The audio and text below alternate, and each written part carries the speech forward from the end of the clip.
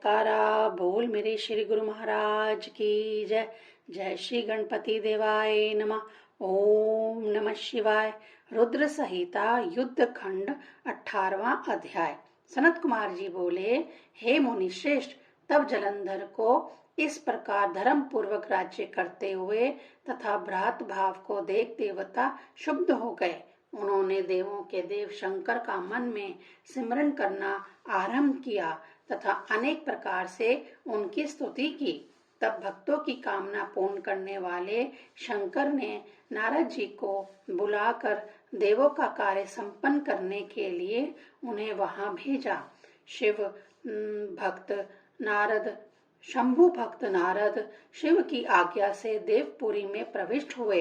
इंद्रादि सभी देवता व्याकुल हो शीघ्रता से उठ नारद जी की आवभगत करने लगे। उत्कंठा भरी दृष्टि से नारद जी ने सभी की ओर देखा। देवताओं ने अपने समस्त दुखों का नाश करने की प्रार्थना नारद जी से की। नारद जी ने कहा, मैं सब जानता हूँ, इसीलिए मैं जलंधर के पास जाने की सोच रहा हूँ। ऐसा कहकर नारद जी ने देवताओं को आश्वासन दिया और स्वयं जलंधर की सभा में पहुंच गए। जलंधर ने नारद जी के चरणों की पूजा करने के उपरांत कहा, हे मुनि श्रेष्ठ, कहो आप कहाँ से पधार रहे हैं तथा विश्व में आपने क्या क्या देखा, यहाँ आने का क्या प्रयोजन है। मेरे योग्य जो कार्य हैं उसके लिए आज्ञा दीजिए।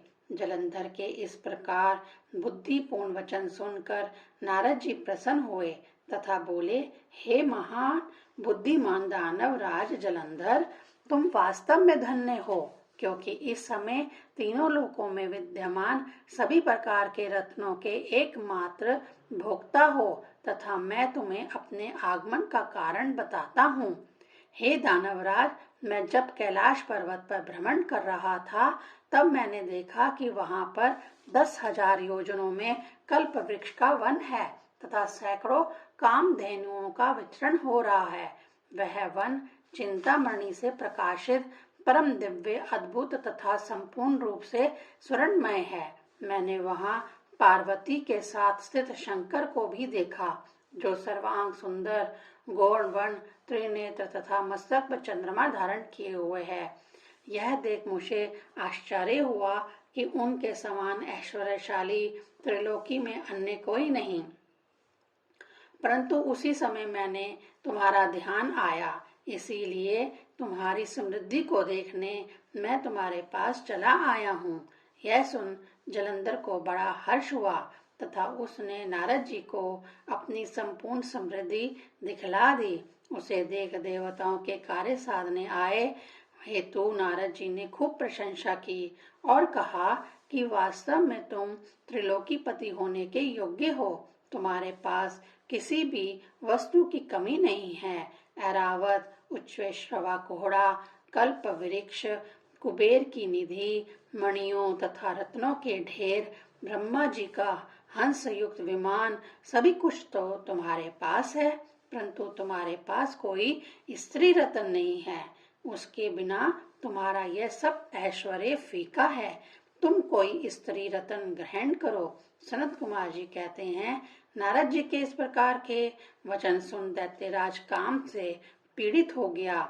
उसने नारद जी से पूछा कि ऐसी स्त्री कहाँ मिलेगी जो सब रत्नों में श्रेष्ठ हो। यदि ऐसा रत्न ब्रह्मांड में कहीं है तो आपकी आज्ञा से मैं उसे अवश्य ले आऊंगा। नारद जी ने कहा, ऐसा रत्न तो कैलाश में योगी शंकर जी के पास ही है। उनकी सर्वांग सुंदर देवी पार्वती बहुत ही मनोहर है। उसके समान सुंदरी सारे विश्व में नहीं है। उससे बढ़कर समृद्धिमान मुझे कोई नहीं लगता। तभी तो परम भक्त आत्माराम शंकर भी उनके वश में हो गए हैं। देवऋषि उस दैत्यराज से ऐसा कहकर आकाश मार्ग से चले गए। 19वां अध्याय। व्यास जी बोले, हे सर्व को जानने वाले सनत कुमार जी, दैत्यराज ने क्या किया, यह सब कुछ मुझे विस्तार पूर्वक बतलाइए। सनत कुमार जी बोले, उनके चले जाने पर राहु नामक दूत को जलंधर ने बुलवाया तथा कैलाश पर जाने की आज्ञा दी। उसे कहा कि वहां एक जटाधारी शंभु नामक योगी रहता है, उससे मेरा पराक्रम और सब ऐश्वर्य कहकर उसकी सर्वांग सुंदरी भार्या को मेरे लिए मांग लाओ। उसके ऐसे वचनों को सुन वह दूत शिवजी के पास पहुंचा, परंतु नंदी ने उसे भीतर सभा में जाने से रोका।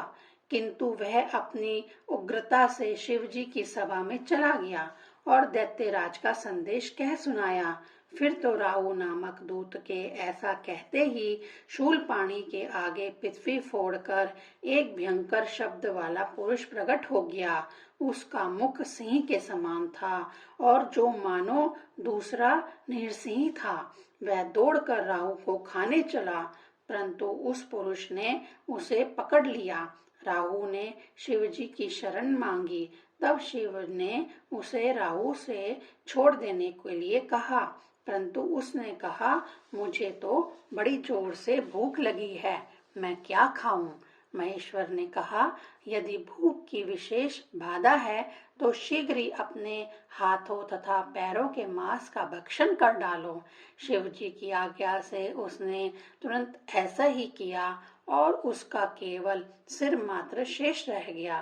तब उसका ऐसा कार्य देख भगवान शिव अत्यंत प्रसन्न हो गए और उसे अपना परम आज्ञा पालक जान उसे अपना विशेष तथा प्रिय गण बना लिया और कहा कि मेरी पूजा के समय अब तेरी भी पूजा होगी और जो तेरी पूजा ना करेंगे वह मेरे प्रिय ना होंगे। शिवजी से ऐसा वर पाकर उस पुरुष को प्रसन्नता हुई।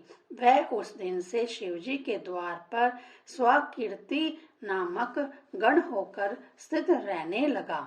ओम नमः शिवाय।